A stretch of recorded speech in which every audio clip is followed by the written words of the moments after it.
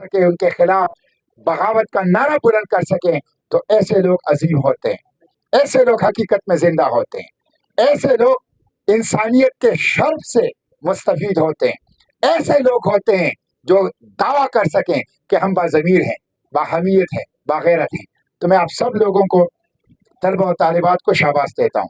اس وقت صورتحال یہ ہے کہ ایک طرف تو وہ دکھ ہے جو فلسطین میں ہے، جو 242 دن ہو گئے ہیں جاری ہے، 242 دن یعنی 8 ماہ کے اوپر 2 دن، یعنی 9 مہینہ جاری ہے، جو ایک ٹیلی وائز جینوسائیڈ ہم دیکھ رہے ہیں، ایک ریکارڈڈ جینوسائیڈ ہم دیکھ رہے ہیں، جس میں 2 نیوکلیئر بموں سے زیادہ بارود استعمال کیا گیا، جس میں غزہ کے ہر بچے کے لیے 35 کلو گرام بارود استعمال کیا گیا، جس میں غزہ کو ایک واسٹ کنسنٹریشن کیمپ سے ایک واسٹ گریو یارڈ کے اندر تبدیل کر دیا گیا، اور جس میں ایک نیوکلیئر، جس میں کیمیکل ویپنز اور فاسفورس بم وہ استعمال کیے گئے۔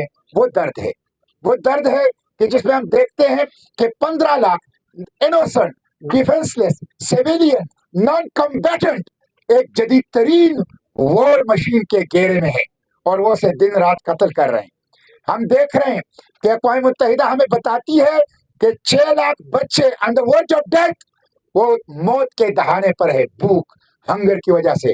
اور ہمیں وہ تصویریں انٹرنیشنل میڈیا دکھا رہی ہے جس میں چھوٹے چھوٹے شیرخوار بچے وہ ڈانچہ بنے ہوئے ہیں، اور وہ تڑپ تڑپ کر اور سسک کر اور رو رو کر اور گریہ اور فریاد کر کے وہ جان دے رہے ہیں، جو ایک ایسی کیفیت ہے جو دیکھی نہیں جا سکتی۔ میں نے ابھی ہزارہ یونیورسٹی میں بھی کہا، جو رفح کے اوپر انہوں نے اٹیک کیا تھا، اور جس نے نیوزی لینڈ کے ساحلوں سے الاسکا کے برفزاروں تک پوری انسانیت کو تڑپا کے رکھ دیا تھا، اس میں ہم نے دیکھا کہ ایک بچہ ہے چھوٹا سا، جس کا سر کٹا ہوا ہے، جس کا سر نہیں ہے صرف دڑ ہے، اور اسے ایک امدادی کارکن نے اٹھایا ہوا ہے، اور کل پتہ چلا کہ وہ بچہ، اس کا نام تھا احمد نجار، اور وہ بچہ 18 ماہ کا تھا۔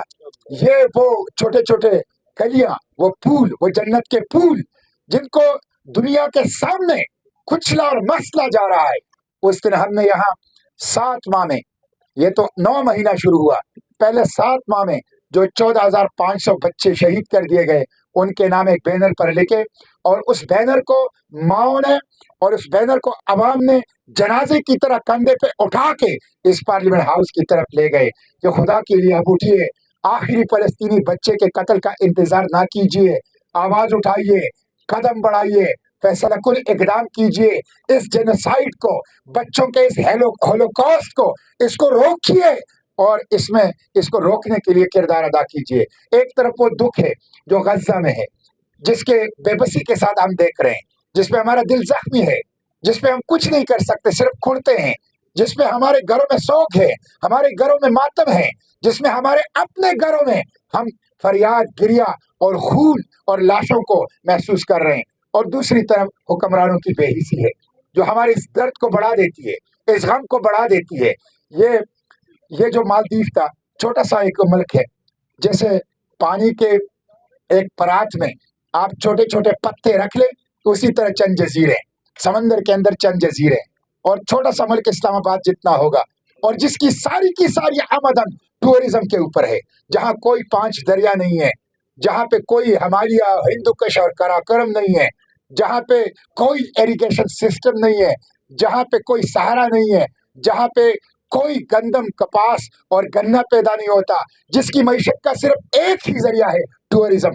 لیکن شاباش ہے اس ملک پر کہ جس نے 2 دن پہلے اعلان کیا کہ جو اسرائیلی پاسپورٹ ہولڈر ہوگا وہ سیاحت کے لیے مالدیپ نہیں آ سکتا، اور جس نے کل اعلان کیا کہ جو اسرائیلی پاسپورٹ ہولڈر اس وقت مالدیپ میں موجود ہے وہ 12 گھنٹوں کے اندر اندر نکل جائے، ورنہ ہم ان کو جیل میں ڈال دیں گے۔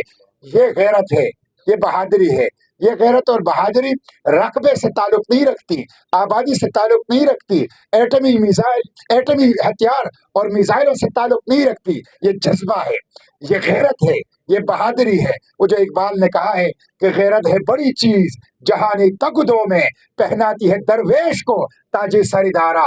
یہ غیرت جب آتی ہے تو غریب दरवेश और फाका कश दुनिया के इमाम, हुक्मरान और मुक्तदिर बन जाते हैं। और जब ये गैरत नहीं होती तो आपके पास न्यूक्लियर मिसाइल हो, न्यूक्लियर बम हो, आपके पास मिसाइल टेक्नोलॉजी हो, दुनिया की बेहतरीन इंटेलिजेंस एजेंसी और बेहतरीन आर्म फोर्सेस हो, लेकिन जब गैरत नहीं है तो ये किसी काम का नहीं है। ये गैरत है।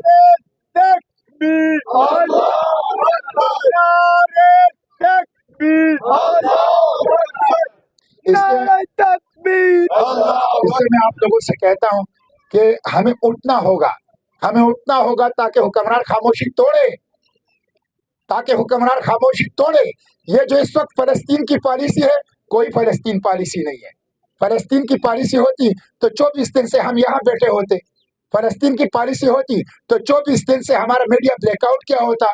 वो पीटीवी जो मस्जिद और मदरसे से भी टीवी फीस ले रहा है, मस्जिद और मदरसे से भी टीवी फीस ले रहा है, वो पीटीवी हमें नहीं दिखा रहा।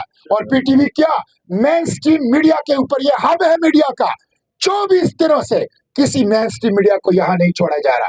इससे पता चलता है कि कोई फलस्तीन पॉलिसी नहीं है। और ये फलस्तीन पॉलिसी होती तो मैंने तो सिर्फ एक मुतालिबा किया है, मैंने कोई लंबी फहरिस्त नहीं दी। मैंने उनसे ये नहीं कहा कि इसराइल पर हमला करो, मैंने उनसे ये नहीं कहा कि atom bomb गिराओ, Shaheen, Gauri, हतत missile और फतह गाइडेड मिसाइल गिराओ। मैंने तो सिर्फ उनसे एक बात की है कि एक बात कर लो, एक काम कर लो, मैं धरना उठा दूंगा। वो काम ये है कि इस्माइल हानिया को एक फोन करो, उनसे बताओ 40,000 शहदा की ताज़ियत मैं करता हूँ बतौर वज़ीर आज़म। उनको बताओ 25 करोड़ पाकिस्तानी आज़ादी और हुर्रियत के इस जद्दोजहद में आपकी पुष्ट पर है, ये उनसे कह दो और ये खबर आलमी मीडिया को जारी कर दो। इतनी सी काम, इतना सा काम आप नहीं कर सकते, इतना सा काम आप नहीं कर सकते, तो इसका मतलब है फलस्तीन आप बेच चुके हैं, मस्जिद अक्सा आप बेच चुके हैं, गजा बेच चुके हैं। और ये मैं आपको बता दूं, इकबाल और कायद बैठकर फलस्तीन के साथ खड़े थे। 7 माह का पाकिस्तान था कायद की क़यादत में, जब इसराइल का नापाक वजूद नकश किया गया फलस्तीन के सरजमीन पर। उस 7 माह के कमजोर माशी पाकिस्तान, जिसके पास कागज में डालने के लिए पेपर पेन नहीं थे और वो कांटों को इस्तेमाल करते थे पेपर पेन के तौर पर, ऐसा पाकिस्तान वो कायद की क़यादत में फलस्तीन के लिए खड़ा हुआ। ट्रूमैन को खत लिखा, यूनाइटेड नेशन के सेक्रेटरी जनरल को खत लिखा, खुद फाका कश थे, लेकिन फलस्तीनियों को रकम और असलहा भेजा। और फलस्तीनियों का वकील और मुद्दई इंटरनेशनल फोरम पर कायद आज़म मोहम्मद अली जना बना। ये मौजूदा हुकूमत की पॉलिसी, मौजूदा पाकिस्तान की पॉलिसी, ये कायद और इकबाल की पॉलिसी नहीं है। और पहले वजीर आज़म लियाकत अली खान जब अमेरिका गए रूस की दावत टकरा के, और अमेरिकियों ने उनसे कहा कि आप इसराइल को तस्लीम करें, हम खजाने के मुंह खोल देंगे, तो पहले वजीर आज़म लियाकत अली खान ने अमेरिकी सदर को जवाब दिया कि हमारी रूह बराए फरोख्त नहीं है।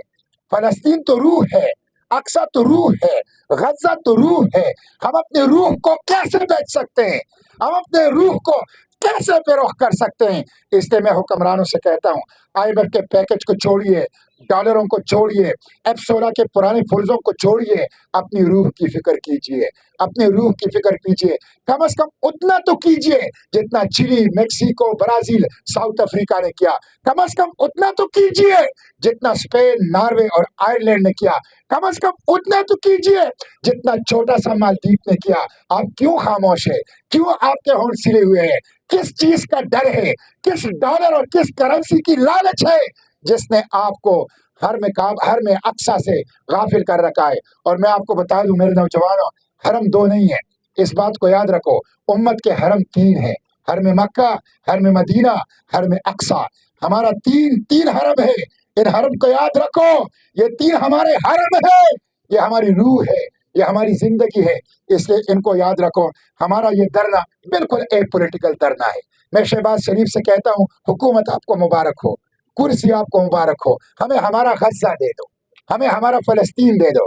हम उन बच्चों की चीखें नहीं सुन सकते, हम उनके जिस्म के वो टुकड़े और वो वजूद के रेजा रेजा होते हुए वो नहीं देख सकते। हमें अपने बच्चे बचाने, हमें हमारे बच्चे बचाओ, हमारा गजा बचाओ, हमारे फलस्तीनी बचाओ। हुकूमत तुम्हें मुबारक, कुर्सी तुम्हें मुबारक। हम किसी कुर्सी की जंग के लिए नहीं आए, किसी इक़्तिदार की जंग के लिए नहीं आए, کسی سیاسی اور پولیٹیکل پوائنٹ سکورنگ کے لیے نہیں آئے. ہم اپنے درد سے مجبور ہو کے آئے ہیں, اپنے بچوں کے ساتھ آئے ہیں, اپنے خواتین کے ساتھ آئے ہیں, مظلوموں کے اوپر غیرت کے لیے آئے ہیں, اپنے پیغمبر شافی محشر ساقی کوثر کی امت کے اوپر ننگ کے لیے یہاں پہ آئے ہیں, اور کوئی مقصد نہیں ہے. اور ایک چھوٹا سا مطالبہ آپ کے سامنے رکھا ہے کہ کم از کم وہ تسلیم کر لو, ہم دھرنا اٹھا دیں گے.